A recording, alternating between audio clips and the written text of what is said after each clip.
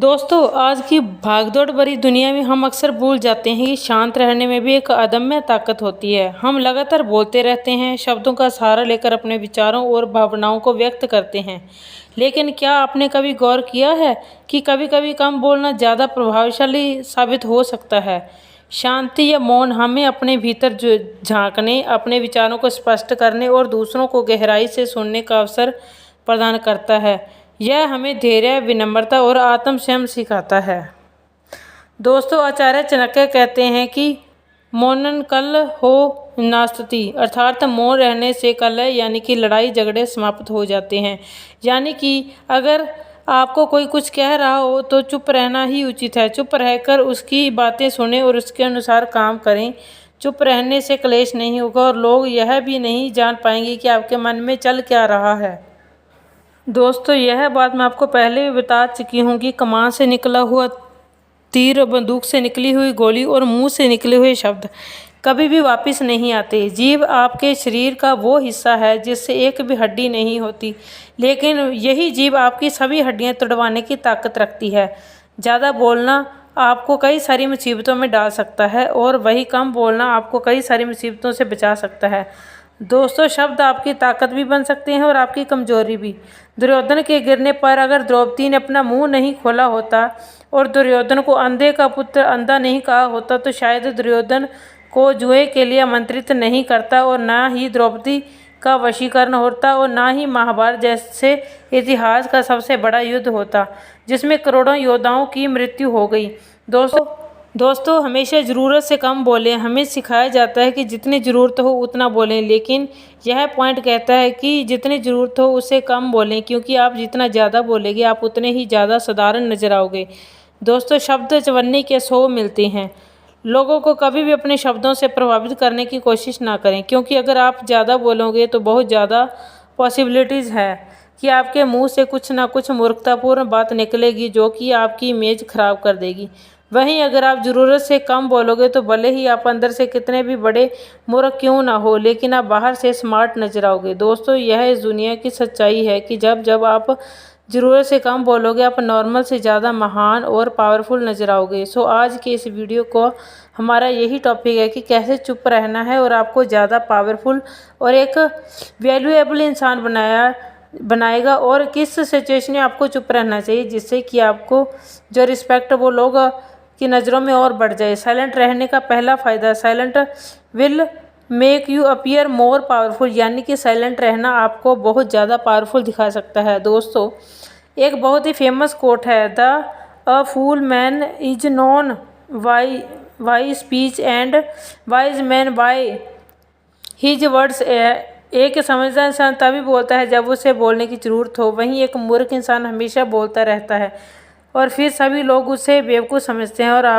आपने कई बार यह चीज़ नोटिस की होगी कि जब हम किसी से बहस करते हैं तो बहस करने के बाद हम सोचते हैं कि यार मुझे उस वक्त यह चीज़ बोलनी चाहिए थी, मैंने यह चीज़ क्यों नहीं बोली। अगर मैं उस वक्त यह चीज़ कहता तो मैं सही साबित हो सकता था। उस वक्त वह चीज़ मेरे माइंड में क्यों नहीं आई, क्योंकि उस वक्त आपका पूरा फोकस बोलने पर था। उस वक्त आपने अपने माइंड को टाइम ही नहीं दिया कि उस वक्त आपको क्या बोलना चाहिए था। बहस करने के आवेश में और अपनी बात को मनवाने में हम कुछ भी कह देते हैं और फिर सभी लोग हमारे बारे में यही सोचते हैं कि ये तो कुछ भी बोलता रहता है।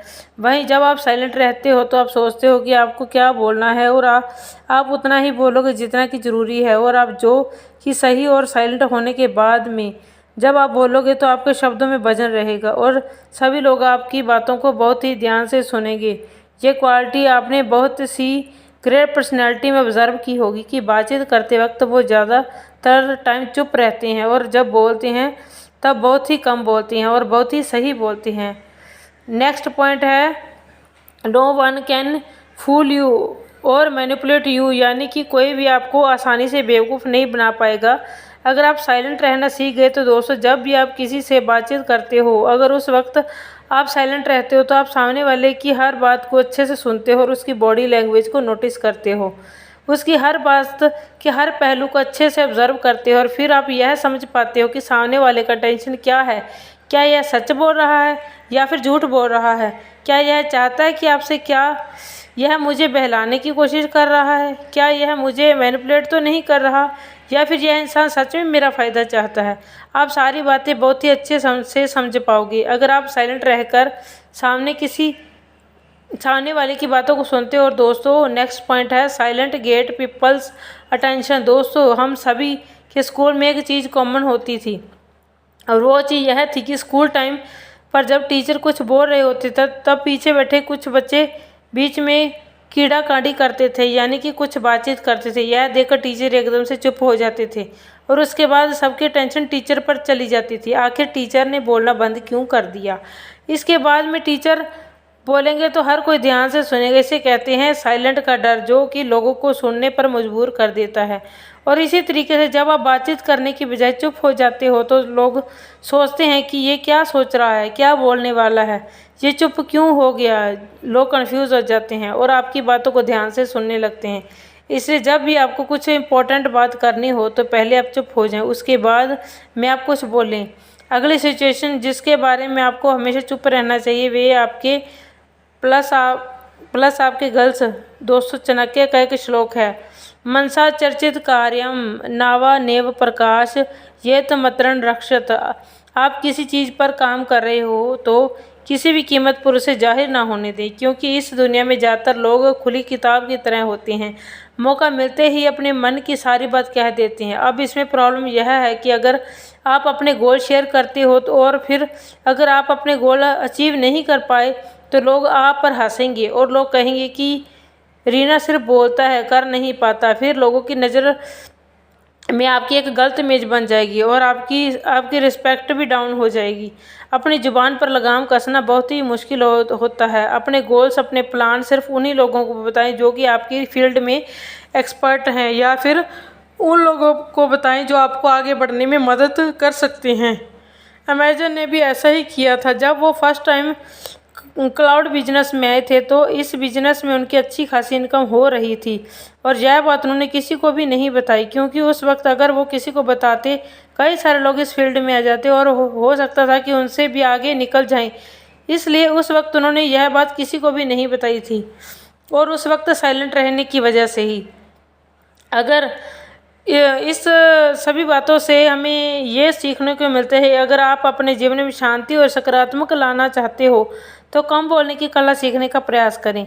यह एक सरल लेकिन प्रभावशाली आदत है जो कि आपके जीवन में सकारात्मक बदलाव ला सकती है। कम बोलने से आप दूसरों को बेहतर सुन पाएंगे, स्पष्ट रूप से सोच सकेंगे, मजबूत रिश्ते बना पाएंगे और सबसे महत्वपूर्ण बात, खुद को बेहतर तरीके से समझ पाएंगे। आइए कम बोलने की शक्ति का उपयोग करें और अपने जीवन में सकारात्मक बदलाव लाएं। जय हिंद, जय भारत। दोस्तों, वीडियो अच्छी लगे तो चैनल को सब्सक्राइब करें, वीडियो को लाइक करें, आगे से आगे शेयर करें। धन्यवाद।